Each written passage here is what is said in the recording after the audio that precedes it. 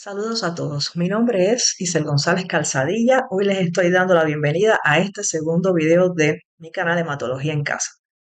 Un canal creado para pacientes y familiares, pero además de eso, el canal en el que usted aprende de hematología, aún sin ser médico, y recibiendo información gratuita y segura, y justamente ¿dónde? En la comunidad de su casa. Entonces, sin más preámbulo, pues comencemos. Bueno, como habíamos dicho, les tengo una buena noticia, hoy tenemos puntero. Ya eso se resolvió y poco a poco iremos mejorando. Bueno, les recuerdo, mejor dicho, que desde en el video anterior hablamos acerca de las células de la sangre y dijimos que eran los glóbulos rojos, también llamados eritrocitos, que se encargan de llevar el oxígeno a los tejidos, los glóbulos blancos, que se encargan de la defensa del organismo, y las plaquetas, que también se les llaman trombocitos y que se encargan de formar un coágulo, un tapón, justamente donde exista alguna herida y con ello tratar de detener por completo el sangrado. Bueno, pero les había comentado en ese mismo video que habían o existían unos órganos que eran los órganos hemolinfopoyéticos y que dije que eran, precisamente tienen un nombre bastante extraño y largo, pero que no se preocuparan, que hoy vamos a aprender acerca de ellos. Y es precisamente lo que haremos. Bueno, estos órganos hemolinfopoyéticos, estos órganos de nombre extraño y largo, son precisamente los órganos que intervienen en la producción, maduración, activación y destrucción de esas células de la sangre que vimos en el video anterior. Es decir, existen las células de la sangre y hoy vamos a ver dónde es que esas células se producen, dónde maduran, se activan y dónde se destruyen cuando ya son viejas. Y entonces esos órganos hemolinfopoyéticos son primarios y ahí están dentro de los primarios la médula ósea, que allí es donde se producen las células de la sangre, y el timo, donde madura un tipo de célula de estas que se forman, que son los linfocitos T, y los secundarios, que son el vaso, los ganglios linfáticos, amígdalas, etcétera, donde ya se almacenan, se activan y además de eso ejercen su función de qué, de defender. Y sobre todo los leucocitos, que son los que se encargan de la defensa. Y en el vaso, que es donde se destruyen ya las que son viejas, y eso lo vamos a ver poco a poco. Así que tranquilos, no se estresen, aquí vamos. Entonces, la médula ósea. La médula ósea es un órgano muy importante. Y digo un órgano y les voy a hacer una aclaración. Cuando las personas piensan en un órgano, piensan, no sé, en los pulmones, en el vaso, en el hígado, en algo que pueden, no sé, que se imaginan que se puede tocar, que existe y que se puede tocar. Pues, y no se imaginan, evidentemente, o no piensan en la médula ósea.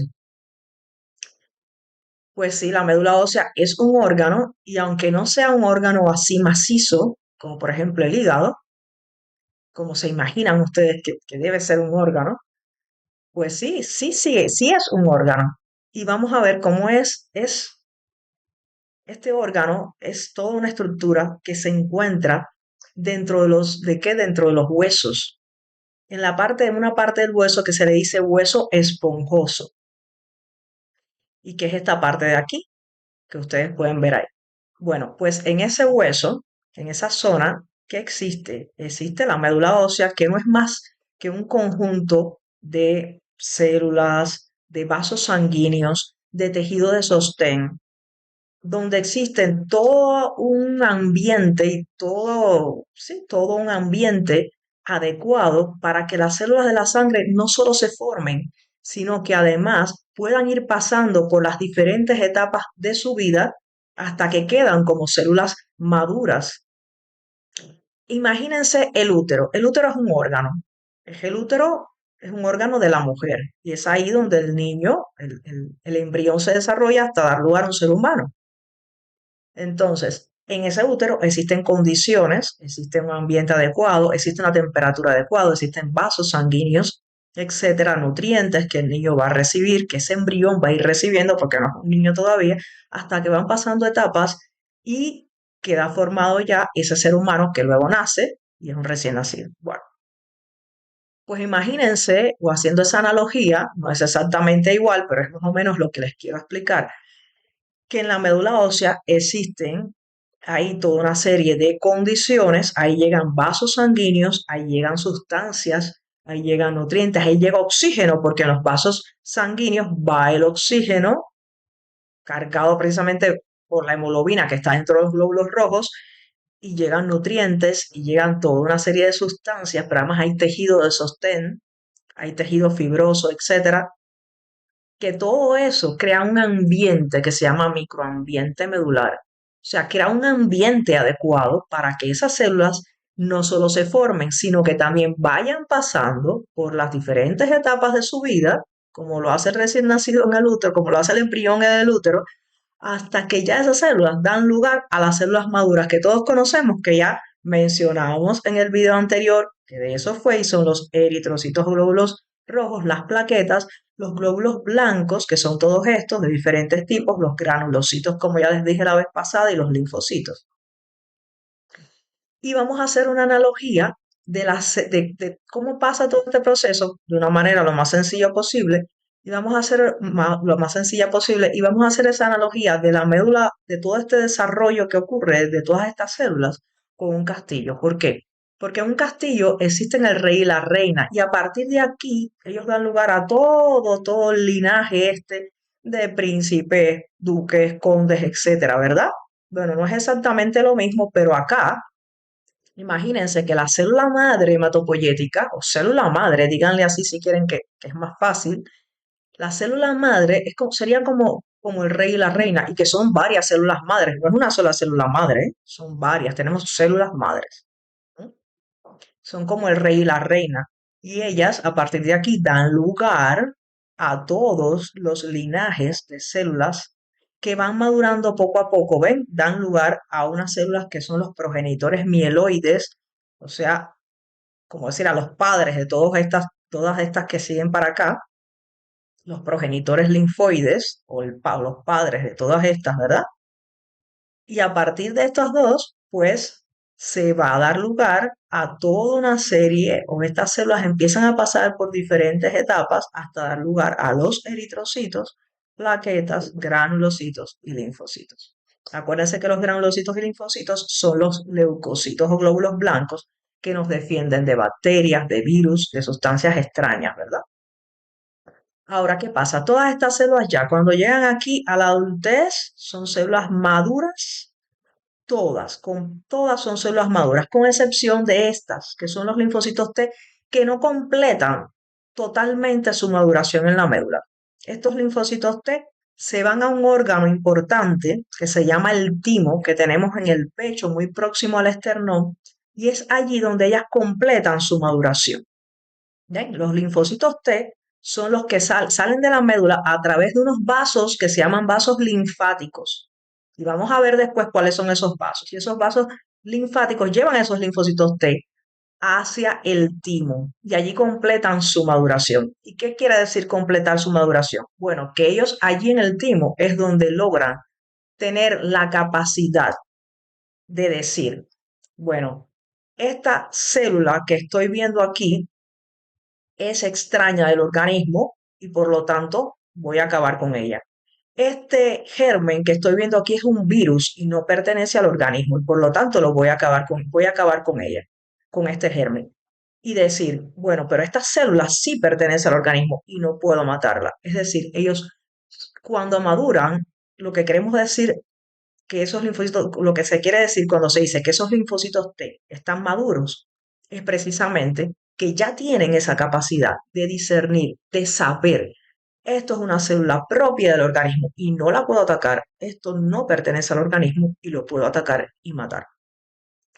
Entonces, todas se producen en la médula ósea y la mayoría de ellas llega a su total maduración en la médula ósea, con excepción de los linfocitos T que completan su maduración en el timo y que lo hacen y que lo hacen saliendo o pasan de ahí a través de los vasos linfáticos hasta el timo y vamos a ver cuáles son los vasos linfáticos.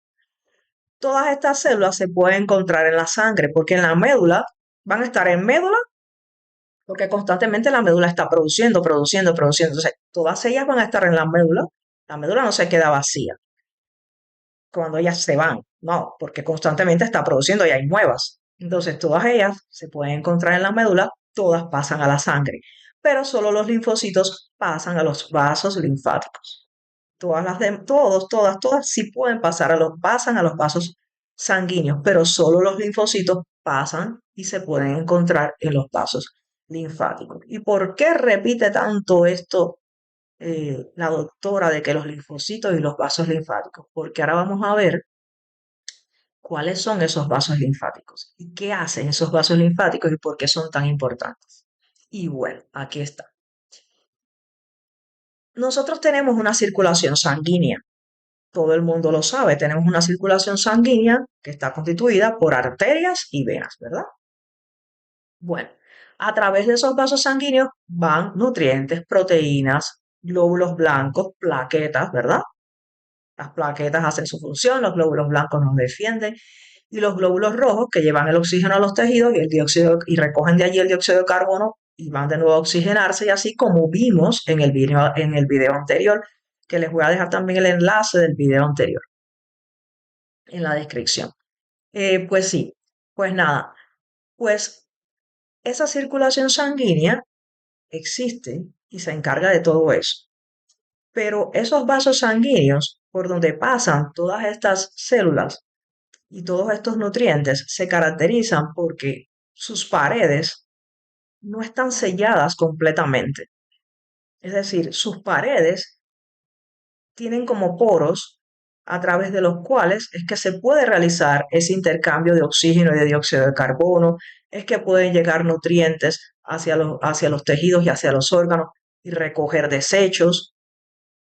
Y a través de esos poros, en ocasiones también se escapa agua, se escapan gérmenes, se escapan nutrientes, se escapan proteínas, etcétera, porque son poros muy pequeñitos, pero a veces hay sustancias que se pueden escapar por ahí y quedan ahí en los tejidos. Pero imagínense si tuviéramos todas esas sustancias que se escaparan en los tejidos y se quedaran ahí, pues sencillamente nos encharcaríamos de agua y de todo eso, ¿verdad? Para eso existe entonces una circulación linfática. Eso, esa circulación linfática, y como ven, son los vasos linfáticos. Es un sistema de drenaje. Es una especie de drenaje que lo que hace es que toda esa agua, proteínas, etcétera, que se escaparon, gérmenes, que se escaparon de los vasos sanguíneos hacia los tejidos, ellos los van recogiendo de nuevo. Ellos van tomando toda esa agua, todas esas proteínas, todos esos gérmenes, ellos lo recogen y como ven, están situados en todo el organismo. Todo eso verde que ustedes ven ahí son vasos linfáticos, es una circulación que existe a la par de la circulación sanguínea, está la circulación linfática. Ellos van drenando todo eso de los tejidos y lo que hacen es, y esa sustancia que se encuentra en su interior se llama linfa. Toda esa sustancia, todo eso da lugar a una sustancia que se llama linfa. Y esa linfa va circulando por todos esos vasos linfáticos cargada de gérmenes o cargada de proteínas o cargada de agua y de todo lo que se recogió. Y pasa por unas masas de tejidos, que son estas que están aquí, que son como unos nodulitos y son los famosos ganglios linfáticos, que si se fijan están en todo el organismo y se encuentran formando como acúmulos, como racimos o algo así. Eso se le llaman cadenas ganglionares. Y están a nivel cervical, vemos como hay en el tórax, vemos como hay a nivel axilar, vemos como hay en las ingles, o sea, que están donde quiera. Y entonces esta linfa, cargada de todo eso, pasa por estas masitas. ¿Y quiénes creen ustedes que están ahí? Bueno, por ahí están los linfocitos T y los linfocitos B, aquellos que se produjeron en la médula y que los T terminaron su maduración en el timo. Pues esos linfocitos están ahí. Y esos linfocitos, disculpen, están ahí y lo que hacen es que cuando esa linfa pasa por ahí, si hay gérmenes, pues sencillamente ellos van a acabar con esos gérmenes. Como que se va limpiando esa linfa. Y al final, toda esa linfa, los mismos vasos linfáticos, la llevan ¿a dónde? A los vasos sanguíneos. Regresan todas esas sustancias a los vasos sanguíneos para que se puedan utilizar los nutrientes.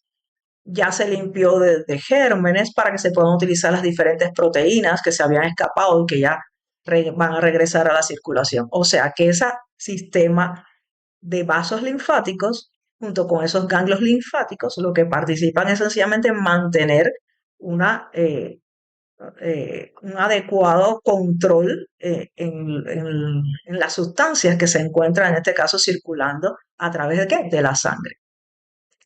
Y entonces, en todo este proceso también participa activamente otro órgano importantísimo y es el vaso. El vaso es un órgano que tenemos en la cavidad abdominal, está del lado izquierdo, alrededor de la novena, décima costilla, a la altura de ella, por detrás del estómago. Es un órgano que se puede romper muy fácil. Por eso cuando recibimos un trauma, un golpe a nivel del abdomen, un accidente, etcétera, el vaso se puede romper y es un reservorio de sangre. Ahí hay mucha sangre y van a ver por qué. Podemos en este caso tener una complicación fatal para la vida porque la persona que se le rompe el vaso pues va a estar sangrando considerablemente y rápido hay que sacarlo porque puede fallecer de una hipovolemia, es decir, de no tener sangre, de haber perdido tanta sangre. ¿Cómo va a llegar el oxígeno a los tejidos si se pierde tanta sangre? Pues no llega. Y entonces el vaso es muy importante y se encarga de que de la defensa. ¿Por qué se encarga de la defensa? Porque a nivel del vaso, a través de la sangre, a través de los vasos linfáticos, también llegan los glóbulos blancos, también llegan los glóbulos blancos que se encargan de que de destruir gérmenes, ya sean bacterias, y también llegan dentro de los glóbulos blancos, porque forman parte de los glóbulos blancos, los linfocitos que pueden llegar por la sangre y pueden llegar por los vasos linfáticos que ya vimos.